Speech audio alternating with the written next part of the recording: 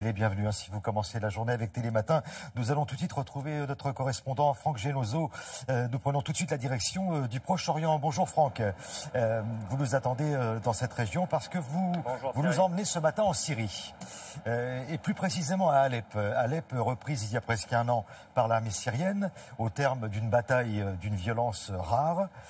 Vous êtes retourné à Alep afin d'évaluer, voilà, de constater comment la ville se remet après 5 années de combat. Alors, où en est-on exactement concernant la ville et surtout concernant les habitants de cette ville, Franck ?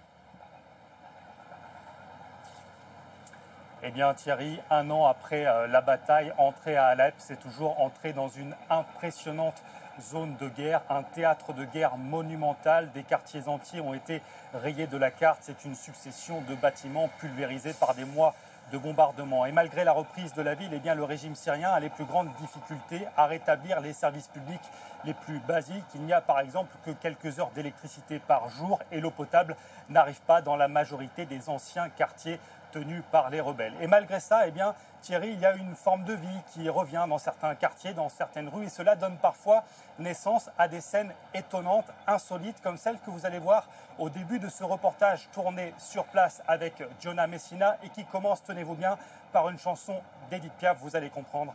Regardez.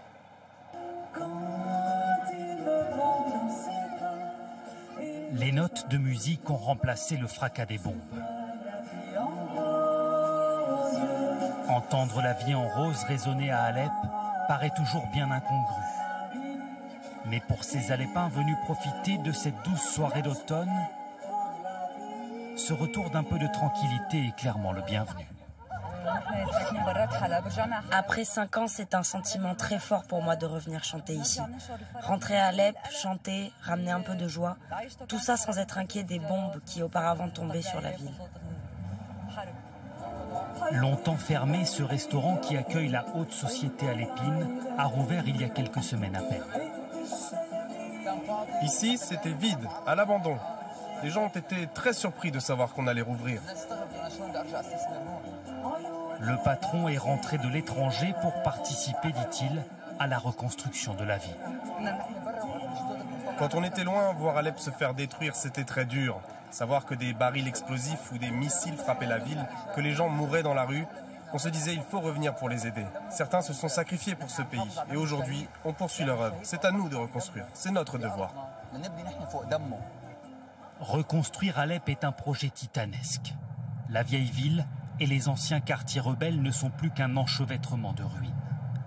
L'électricité et l'eau sont loin d'avoir été rétablies partout. En revanche, le pouvoir s'est empressé de proposer aux habitants de nouvelles distractions. Au pied de la citadelle, un spectacle vidéo de propagande est joué tous les soirs. On y voit les serpents israéliens et américains nourrir Daesh et les colombes russes et iraniennes sauver la patrie syrienne. Une réécriture de l'histoire qui montre à quel point le pouvoir syrien pose à nouveau une main de fer sur la deuxième ville de Syrie. Ça fera bientôt un an, hein. Je crois que la bataille d'Alep est terminée. La ville a été intégralement reprise par l'armée syrienne. Mais est-ce que les habitants peuvent aujourd'hui rentrer chez eux en toute sécurité ?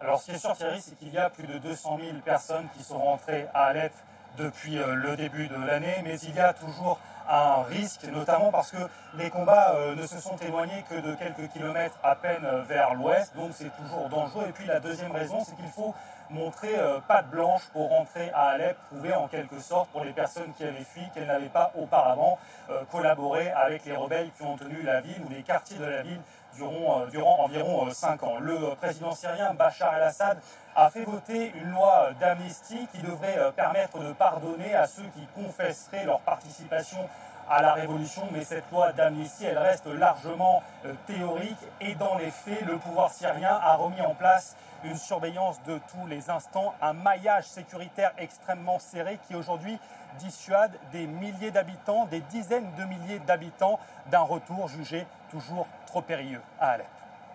Merci beaucoup Franck Genozo. Je ne sais pas si vous m'entendez, on vous fera passer le message. Je vous souhaite une bonne journée.